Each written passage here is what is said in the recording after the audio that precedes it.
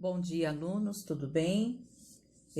Vamos falar um pouquinho, então, né, encerramento desse capítulo aí, que fala sobre o desbravamento e conquista do interior do Brasil, né? O que significa desbravar?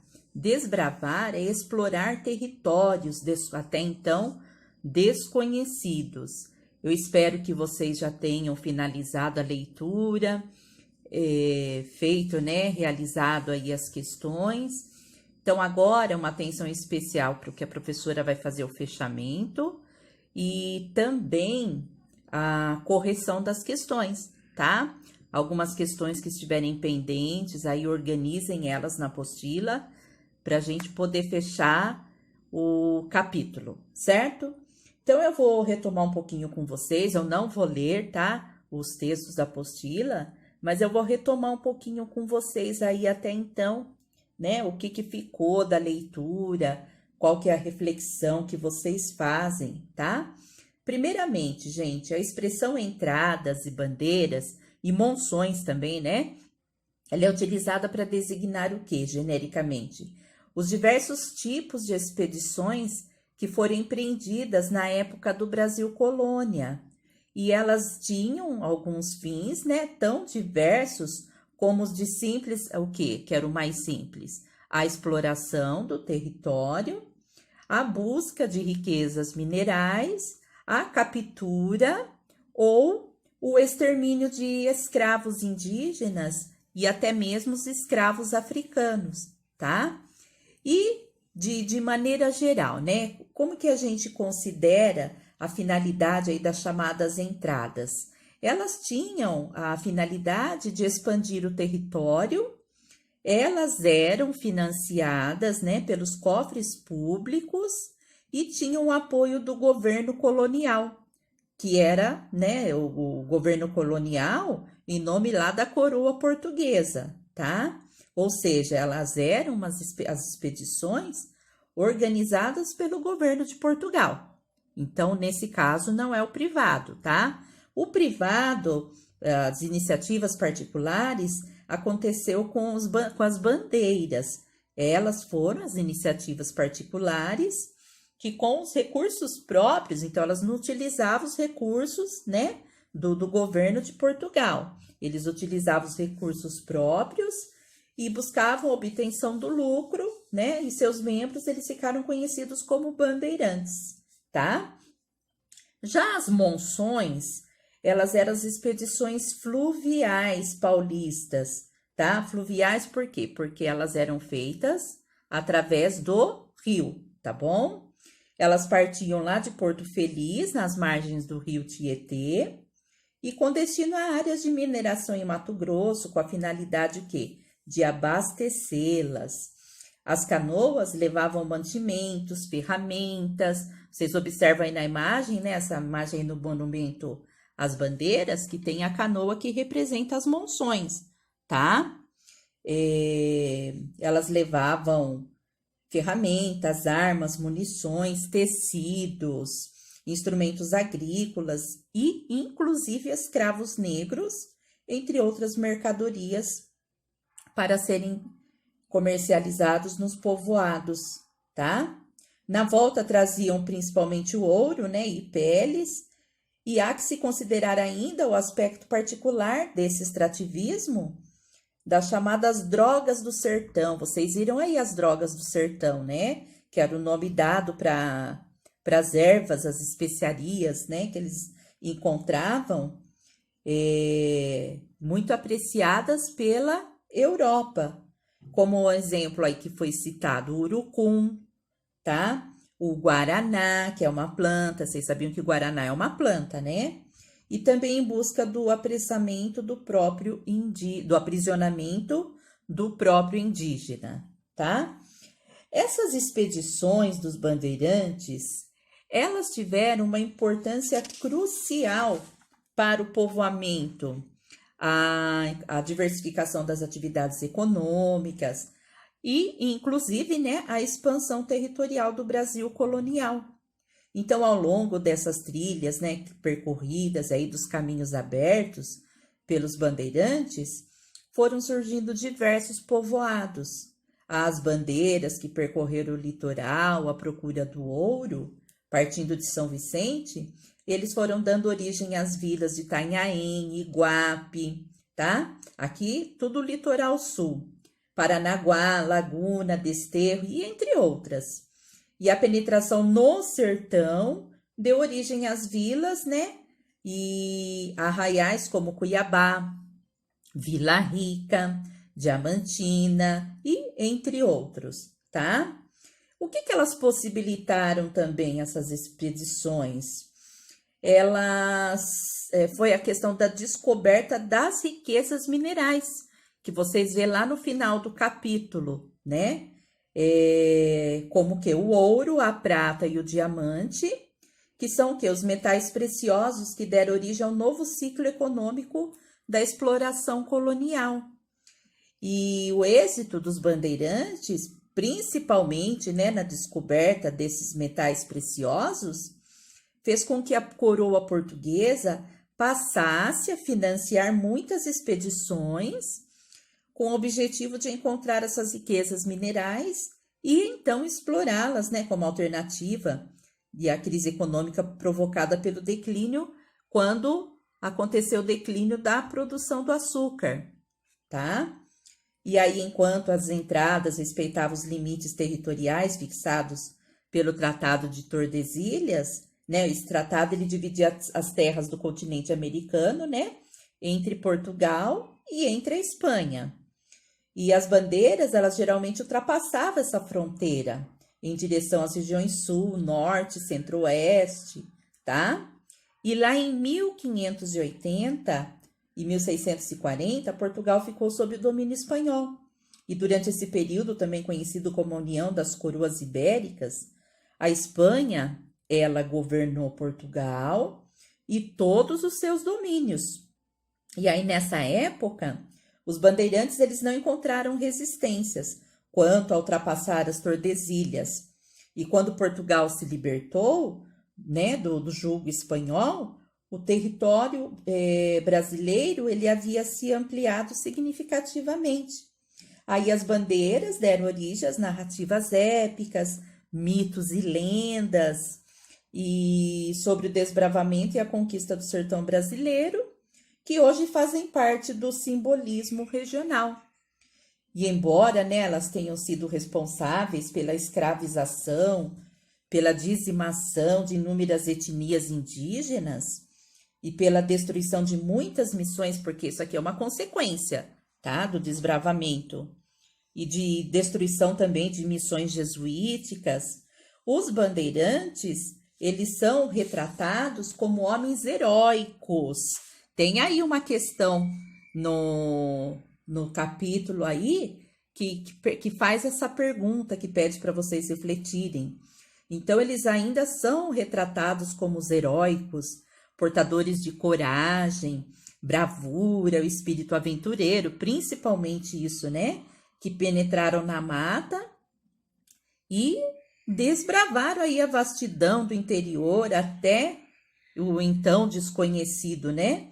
Enfrentaram também dominar os índios e descobriram e exploraram riquezas aí minerais. Aí fundaram muitos povoados. Vocês têm aí, né, a imagem, lá, né, na primeira atividade da apostila, essa imagem aqui do monumento aqui, gente, próximo aqui já fica o Parque Ibirapuera em São Paulo, tá? Então, essa é uma imagem, né, do monumento às bandeiras, se localiza no bairro do Ibirapuera, na cidade de São Paulo. Não sei se vocês já conhecem o parque, já frequentaram. Ele é uma obra do modernista, né, do Victor Brecheret, o artista, e ela representa a época em que, pagando ali, né, em que São Paulo eram organizadas as expedições a fim de capturar e escravizar os índios, e também procurar riquezas para os colonizadores portugueses. Esse monumento, ele representa os bandeirantes e as suas diversas etnias. Então, aqui tem diversas etnias. Nós temos aqui portugueses, nós temos negros africanos, mamelucos, temos índios, tá? Temos aqui o pessoal, né, ó, eles puxando uma canoa, que são as monções, né? Que era utilizado o quê? Nas expedições fluviais, né? Através do quê? Dos rios. Enquanto uns entravam na mata a pé, né? Esses daqui, eles faziam exploração através dos rios, tá bom? Esse monumento, gente, ele também é conhecido pelos paulistanos como Deixa que eu empurro ou Empurra, empurra, tá? Essa escultura, então, só para a gente fechar aqui, ela mostra um homem no primeiro plano aqui, né, gente? Ele tá vestido de capa, chapéu e montado num imponente cavalo. Agora, será que esse sujeito histórico que viveu nesse século aí, né, entre o século XII e o século XIII, embriando lá no, pensa, né, embriando lá no interior da mata brasileira, será que ele se vestia com uma capa, com um chapéu desta forma? Será que é desta forma mesmo? Vocês viram aí, né? Depois a gente vai falar um pouquinho, tem uma atividade que fala das vestimentas deles, né? Então, agora eu queria corrigir com vocês, aí depois a gente vai comentando um pouquinho mais sobre algumas imagens que vão aparecer aqui, que eu trouxe para vocês, tá? Então, deixa eu pegar a apostila aqui, que a gente já vai corrigir a página 6. O que você entendeu? Então, deixa eu ver se dá para mostrar para vocês aqui. Então, aqui, né? O que você entendeu sobre o significado de entradas e bandeiras? E, em sua opinião, bandeiras foi um movimento exclusivamente paulista? Vou tentar aproximar mais aqui para vocês, tá? Então, é assim, depois vocês podem parar. Se a resposta estiver um pouco próxima, vocês não vão apagar o de vocês, tá? Então, vamos lá. As entradas chamadas de expedições oficiais, elas eram organizadas pelo governo colonial e as bandeiras de iniciativa particulares, né? Aqui, ó, desculpa, gente, de iniciativas particulares, tá? As bandeiras, elas não foram exclusivamente paulistas, viu? Elas foram formadas por portugueses, por indígenas e outras capitanias da Bahia, Pernambuco. Na época não se falava cidade, se falava capitania, não se falava estado, né? Então, formada pelas capitanias da Bahia, Pernambuco, Maranhão e Amazonas. Vou aproximar mais aqui para vocês, tá bom? Agora a 2. Quais os objetivos dessas expedições pelo interior do Brasil? A busca por riquezas minerais, ouro, prata, pedras preciosas, né? As drogas do sertão, que são as especiarias, nós falamos do urucum, o guaraná, o apressamento dos indígenas para escravizá-los, a captura de escravos africanos fugitivos, a defesa de vilas, cidades, terras dos colônias, e no caso também das entradas, né, eles eram incumbidos de fundarem, iniciando toda a ocupação. E na número 3, né, as expedições, elas tinham entre seus objetivos a busca por minerais preciosos. O que ocorreu para que o ouro se tornasse tão importante, né? Porque a quantidade encontrada, ela era pequena. A sua busca passou a ter importância com o incentivo, né, da corte portuguesa, que enfrentava uma crise econômica por causa do comércio do açúcar, tá? Deixa eu organizar aqui agora para poder mostrar as demais, tá bom? Então, pessoal, depois parem o vídeo aí, tá? Para vocês poderem ir corrigindo as atividades. Tem uma aqui, pessoal, que diante da nossa situação, que é essa daqui, ó, não tem nem como vocês fazerem, ó. A número 4, ó, em duplas, pesquise sobre as primeiras entradas, quem as organizou, como eram compostas, apresentem data show. Isso aqui é impossível, tá? Então, a gente pula, né? Eu não vou ler com vocês o texto aqui novamente, gente, porque vocês leram, tá bom? Aqui na número 6, na página 8, se vocês quiserem, podem fazer, mas se não, não. Então, aqui tem a pesquisa sobre as drogas do sertão, né? Que é o quê? O guaraná, o urucum, baunilha, pimenta. Não precisa, tá, gente? Se vocês quiserem, deem uma olhadinha, mas vocês já conhecem todos, né? Aqui, represente no espaço abaixo como você imagina as expedições realizadas. A professora trouxe aqui, pegou uma imagem para vocês, tá? Dos escravos, da tropa, né? Os mateiros, aqui os vigias, vigiando o trabalho deles. Vocês podem pesquisar, podem olhar alguma imagem e podem copiar, fazer o desenho também. Professora, posso imprimir, posso colar? Pode também. Mas é interessante vocês desenharem, tá? Aqui eu resolvi pegar essa daqui para vocês só para mostrar um exemplo, tá bom? Então, continuando aqui. Eu tenho aqui também uma imagem para vocês, né, do modo de vida deles. Ó, tá vendo as vestimentas? Aqui a gente tem um acampamento dos bandeirantes. Deixa eu aproximar. Um acampamento dos bandeirantes. Então, observe aqui, né, as vestimentas deles, ó. Depois a gente vai olhar um pouquinho mais naquele exercício que pede para vocês escreverem, tá? Que tá na página, a gente já vai chegar nele, tá bom? Só para retomar um pouquinho com vocês, tem atividade também aqui na página 9, que é, aqui pede também o trabalho em dupla. Então, é claro que não dá para vocês fazerem. Ó, número 8, em dupla faça uma conta que vocês são bandeirantes, façam de conta, né, que vocês são bandeirantes e vão explorar o interior. Essa também não dá, tá, gente? Então, tudo que pede grupo, duplas, tem aqui debate, mesa redonda, é impossível a gente fazer, né, da forma, nos tempos aí que nós estamos vivendo, de atividades remotas, é impossível, tá? Agora, nós vamos aqui para a página 13.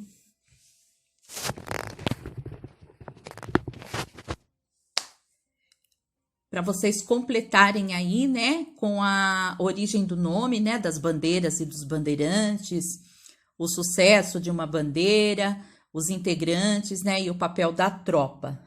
Então, assim, a origem do nome, né, ela teve o costume tupiniquim de levantar uma bandeira em sinal de guerra, assalto nas missões jesuíticas e o nome dado à passagem rápida em um determinado lugar pelos paulistas para o quê? Para aprisionar os índios, tá? Acompanhem que a professora tá aqui, tá bom? Terminei aqui. E o sucesso de uma bandeira?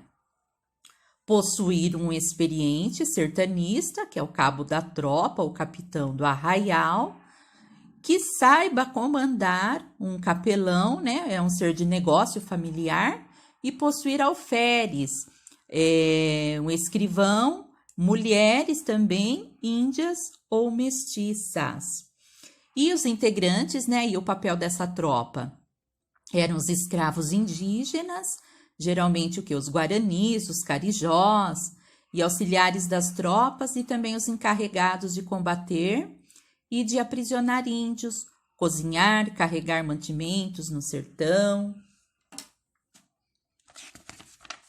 Depois, a importância... Deixa eu virar aqui um pouquinho. A importância, dá para ver nesse aí? Dos mamelucos, eu tô aqui, tá bom, gente? Ó, a importância na página 14. Importância dos mamelucos nas expedições. Era o que? Os guias, né? Os intérpretes da língua geral.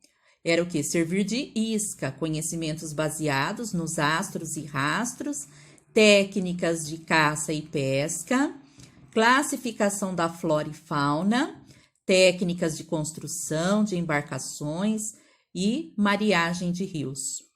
E os alvos e as capturas dos indígenas eram as missões jesuíticas. Lembra que eu falei lá no início, né? E o combate aqui das, né, quais eram as armas usadas e as preferidas e os instrumentos de defesa. Então, nós temos aí as armas usadas: espadas, lanças, facas, terçados, adagas. Muitas delas tem no vocabulário do texto, tá, gente? Do capítulo lá. Armas de fogo, espingardas. Então, aqui eu não tenho necessidade de ler todos, não, mas alguns que vocês colocarem, que tiver próximos, tá? Tá valendo, não precisa vocês fazerem tudo isso que a professora fez, não, tá? E as armas preferidas deles, os arcos e flechas, né? O instrumento de defesa, gibão de couro, de anta recheado de algodão. Nunca ouvi falar nisso. E aqui a gente tem os modos de vestir. Lembra que nós falamos, nós comentamos, né? A maioria da tropa usava chapéu de palha, calças e camisas de tecido grosseiro. Quem comandava usava um gibão e chapéu, que é o quê? Um tipo de capacete de couro feito de couro de anta, tá? E o estilo de vida deles? Eles andavam descalços, mortos nas guerras, contraíam doenças que os dizimavam e passavam fome. Então, não foi fácil essa vida de sertanista, não. E para sobreviver, eles assimilavam os costumes dos indígenas capturados e os mamelucos, tá? E qual que era o modo de seduzir e de aprisionar? Através dos escambos. Os escambos, eles vêm desde lá do início do Brasil colônia, né? Que são as trocas. E a economia, o trabalho, as conquistas deles, né? Essa cultura. A economia, o trabalho, a captura dos indígenas, né? Que era a força principal do trabalho nessas roças e dos espaços públicos. Esses povos indígenas, né? Das terras tomadas, as aldeias arrasadas, aconteciam também as epidemias. Os bandeirantes, alguns não retornavam para o Planalto, outros, eles seguiram para o vale. Deixa eu tomar uma água aqui, gente.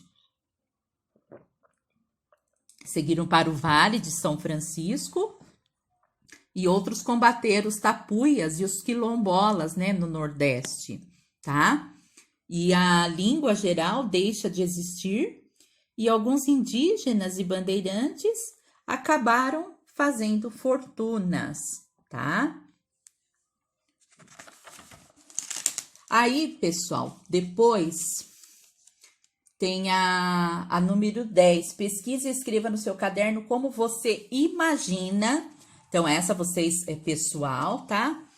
Deixa eu mostrar aqui. Essa resposta é pessoal, então não tem como a gente corrigir, tá bom? A número 12, não é possível, a atividade de sala de aula, que a gente precisaria fazer uma mesa redonda. Então, não é possível, tá? Então, tem atividades aí que só seriam feitas mesmo se a gente estivesse em sala de aula, tá? Aí, aqui já começa, né, falar do trabalho das minas de ouro, tá? Entra também a questão dos impostos. Aí, aqui na página 20, tá bom? Eu coloquei também para vocês aqui, ó. Baseado no texto, em novas pesquisas, construa um cartaz ilustrativo sobre a corrida pelo ouro. Então, esse aqui também não tem a necessidade, tá bom? Agora, corrigindo aqui. 14. Observe as imagens da página a seguir. O fotógrafo português Cristiano Júnior registrou inúmeros tipos vistos frequentemente nas ruas do Rio de Janeiro no século XIX. Escreva uma legenda para cada uma das fotos, explicando o trabalho realizado pelos negros de ganho que viviam na região das Minas. Então, eu vou aproximar aqui para vocês poderem ver. A professora colocou aqui, né, a imagem, ó, a imagem da letra A, né, a gente tem, a imagem da letra A, a gente tem aí o carregador de leite, tá? Letra B, vendedor de papagaios. Letra C, barbeiro. E letra D, uma vendedora de legumes, tá? Aqui, pessoal, questão 15. Pesquise em livros ou na internet como era a vida desses negros escravizados nas minas de ouro, tá? Depois eu vou mostrar para vocês uma imagem que eu tenho ali, mas vocês podem pesquisar, mas eu vou falar um pouquinho sobre eles, tá?